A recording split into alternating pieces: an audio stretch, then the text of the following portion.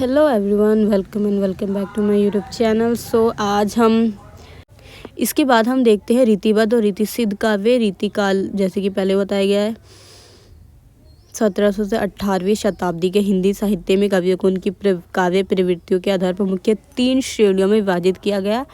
पहला रीतिबद्ध, रीतिसिद्ध और तीसरा रीतिमुक्त।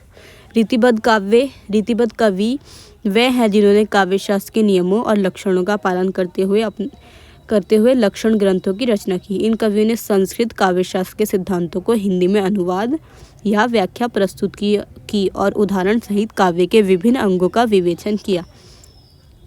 इनकी रचनाएं शास्त्रीय परंपरा से बंधी होती थी। उदाहरण के लिए केशवदास की रसिक प्रिया और कवि प्रिया ऐसी ही रचनाएं हैं। उसके बाद है रीतिसिद्ध काव्य। तो रीतिसिद्ध कवि वे हैं जिन्होंने स्वयं लक्षणों ग्रंथों की रचना नहीं की, लेकिन उनकी काव्य रचनाएं शास्त्रीय नियमों के अनुसार थीं। इन कवियों ने काव्यशास्त्र का गहन अध्ययन किया और अपनी रचनाओं में उन सिद्धांतों का पालन करते हुए उत्कृष्ट काव्य प्रस्तुत किया। इनकी रचनाओं में श्रृंगार रस, अलंकार और नायिका भेद का सुंदर वर्णन मिलता है। बिहारी लाल की बिहारी सतसई रीतिसिद्ध काव्य का उत्कृष्ट उदाहरण है। रीतिबद्ध और रीतिसिद्ध काव्य में अंतर। मुख्य अंतर यह है कि रीतिबद्ध कवियों ने काव्यशास्त्र के नियमों का पालन करते हुए लक्षण ग्रंथों की रचना की, जबकि रीतिसिद्ध कवियों ने लक्षण ग्रंथों की रचना किए बिना शास्त्रीय नियमों के अनुसार काव्य रचनाएं की। दोनों ही प्रवृत्तियों में शास्त्रीयता का महत्व है, लेकिन रीतिसिद्ध कवियों की रचनाएं अधिक स्वाभाविक और काव्यात्मक मानी जाती हैं। इन दोनों प्रवृत्तियों के कवियों ने हिंदी साहित्य को समृद्ध किया और काव्यशास्त्र के सिद्धांतों को व्यवहार में लाकर साहित्यिक परंपरा को सुदृढ़ बनाया। उसके बाद हम देखते हैं रीतिमुक्त काव्य। तो ये काव्य है, रीतिमुक्त काव्य उन रचनाओं को संदर्भित करता है जो परंपरागत काव्यशास्त्र के बंधनों से मुक्त होकर कवियों की व्यक्तिगत अनुभूतियों और भावनाओं की स्वाभाविक अभिव्यक्ति प्रस्तुत करती है।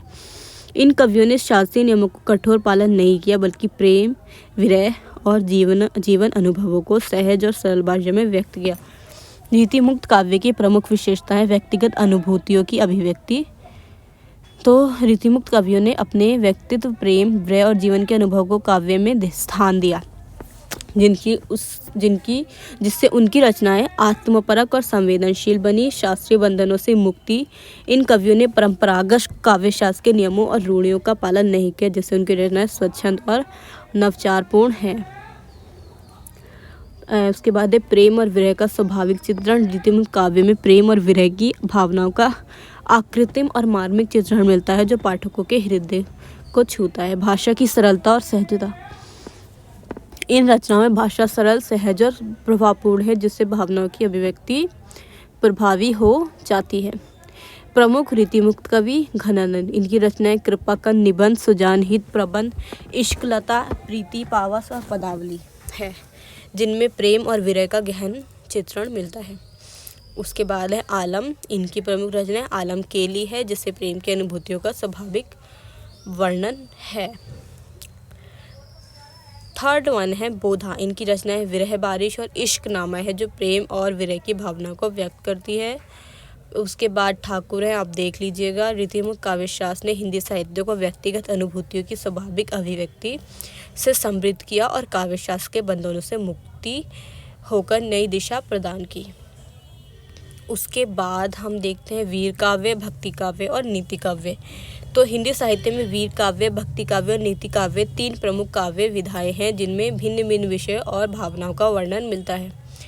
वीर काव्य जो है, जिसमें वीर रस की प्रधानता होती है। इसमें वीरता, शौर्य, युद्ध और पराक्रम का वर्णन किया जाता है। आदिकाल में रचित पृथ्वीराज रासो वीर काव्य का उत्कृष्ट उदाहरण है, जिसमें पृथ्वीराज चौहान की वीरता पूर्ण कारनामों का वर्णन मिलता है। तो ये वीर काव्य का एक महत्वपूर्ण उदाहरण है।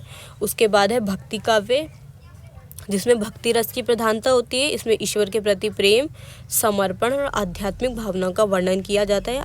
भक्ति काल हिंदी साहित्य का स्वर्ण युग माना जाता है, जिसमें संत कवि जो है वो कबीरदास, सूरदास, तुलसीदास और मीराबाई जैसे कवियों ने भक्ति पर आधारित रचनाएं की। भक्ति के बाद जो है वो है नीति काव्य। तो नीति काव्य वह काव्य है जिसमें नैतिकता, सदाचार और जीवन के मूल्यों का वर्णन किया जाता है। इसमें समाज को नैतिक शिक्षा देने के उद्देश्य से नीति संबंधी बातें कही जाती है। रीतिकाल में नीति काव्य की रचनाएं प्रमुखता से लिखी गई है, जिनमें जीवन के आदर्शों और मूल्यों पर बल दिया जाता है।